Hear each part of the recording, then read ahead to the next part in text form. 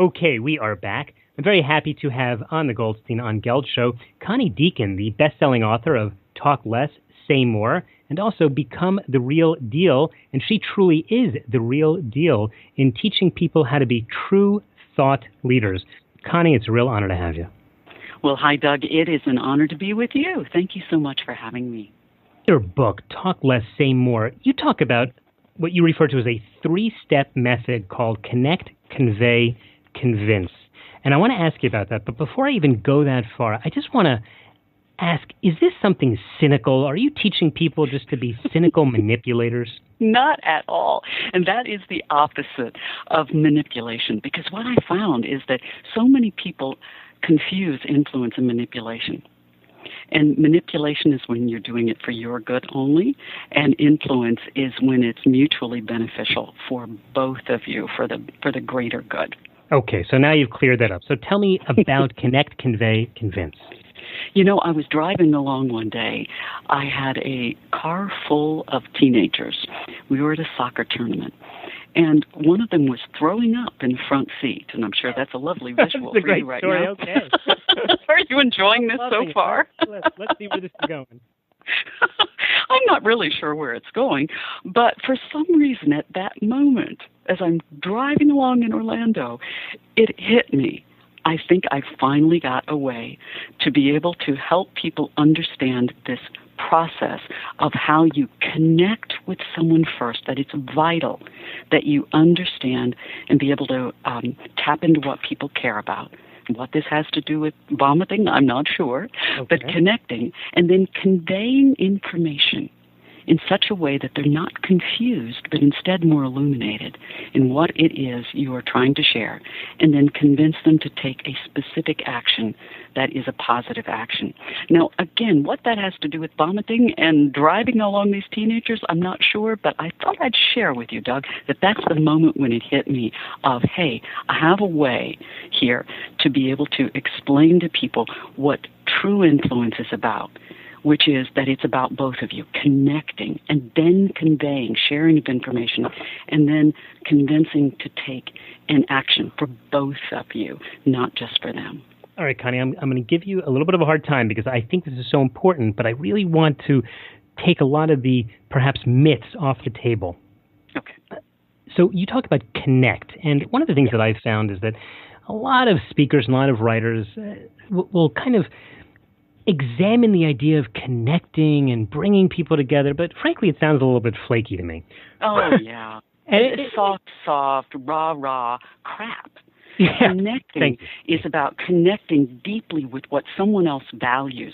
When there's a miscommunication, 9 times out of 10, it is at this step, at the very beginning of your communication, because the other person feels that you're in it for yourself or that you don't get them. So, for example, listening is a connecting issue. Listening is the desire to hear. It has nothing to do with simply being quiet for a time. Listening is the desire to hear. If you have the desire to hear the other person, guess what?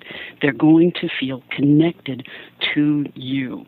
And this is the step that we miss so often because we have this verbal diarrhea, if we shall go there, and also we have what I would call the fire hydrant habit. We just spew things out as opposed to, stopping and thinking for a moment, what matters deeply to this other person that will ensure that I speak to them, I'm speaking with them and to them, not just at them. The question that I was going to ask to follow up on this is, how does this relate to personal finance? But the exact words that you're saying are exactly what I say to clients. My day job is I'm a financial advisor, and I often joke with people that it doesn't matter whether I'm a good financial advisor because most of the time I spend is really as a marriage counselor, helping husbands and wives talk to each other and really listen to one another rather than each one making his own demands or her own demands about what to expect. They don't even spend a minute trying to figure out what the other one wants. And I love that, Doug, because that's the so that effect. So I'm asking people to write down the words right now, so that. Anything you do, you need to be able to ask at the end of that sentence, so that blank. I want to do blank, so that blank. And if in your case financial planning is about so that we can live together peacefully and harmony, with harmony and without worrying day to day. Well, that's your so that. It's not just so you get all the ducks in a row and the things in this right spreadsheet and here and there. No, there's a bigger so that.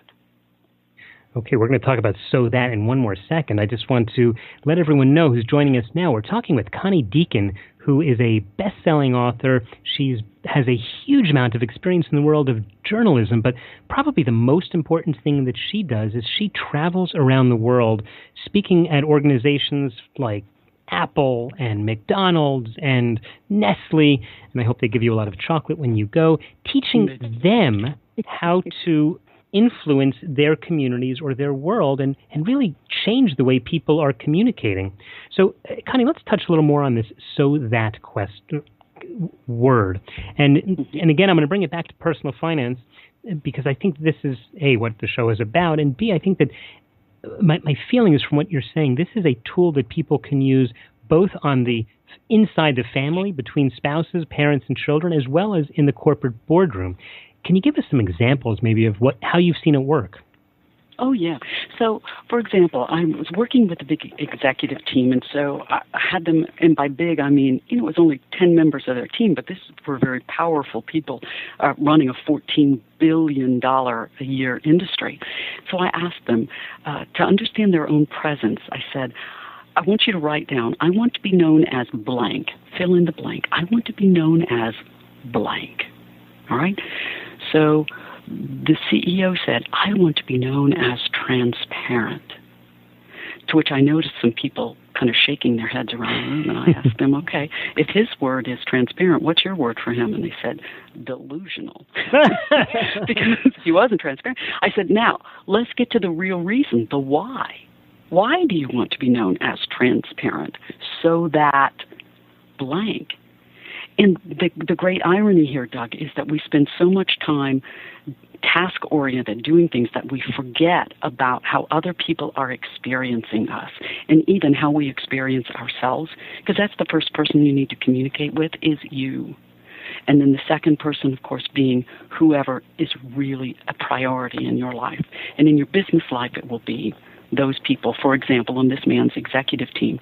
And he did not realize that everything he was striving to be transparent, they saw that as total baloney. Now, unless he were to change that, because they saw transparency as just fear-based, right, we're being transparent. And if we do not understand that with each other, we will never connect with another human being, because there's your intent and then there's your actual impact. You may intend, like he did, to be transparent, but the actual impact he had on people was that is complete and utter hogwash. Wow. And unless we can connect well, we will not know. So ask yourself that question because that's the why behind everything you do. And I think that would certainly apply in investing, even at the family level. Again, when someone says, I want to invest my money in a broadly diversified stock portfolio. So you have to say, well, why? They say, well, I want to make a lot of money. Why? Do they want to mitigate risk? And if you want to mitigate risk, why is that? So that blank, so that I can sleep better, so that, Right. And you know what happens a lot when you do that exercise? Because now that you're defining it differently, but I see this as something I talk about a lot, is that ultimately people then find out that they don't need to invest in a broadly diversified portfolio of stocks, because really the end of this so that chain is so that they can just feel comfortable that they'll be able to afford their retirement one day. And they could do that all by keeping the money mostly in banks and high-quality bonds. So it's not that they love the risk. They just thought that they needed that in order to be successful. Because they've heard it a million times from people who yell at you. Right? Bang, bang, bang, bang, diversify. I mean, careful who we listen to in life. Because those are people who influence us. We allow them to influence us. And certainly people should be getting advice right here from the Goldstein on Gelt show and our guest, Connie Dieken. Connie, we're getting near the end, but we said in the beginning there were 3 steps in your method. Yeah. Connect, convey, convince. I know we're not going to have time for all 3 of them, but we've spoken about connecting. We can of sorts. So we talked a bit about connecting. And then the conveying information, your purpose today is to use portion control to get your points across. so that you get to clarity, not confusion. Portion control. We're living What does in that a mean? world. Oh my gosh, we're living in a world where people are distracted, demanding, they are impatient, they are impulsive. It means that we have to manage our information better. It means that we actually have to do some pre-work before we send crap out to people and make it as simple for them as we can so that they will understand it. It means things like telling a simple story instead, understanding that the eyes trump the ears, that you got to show things to people rather than just tell them. And then talk in triplets.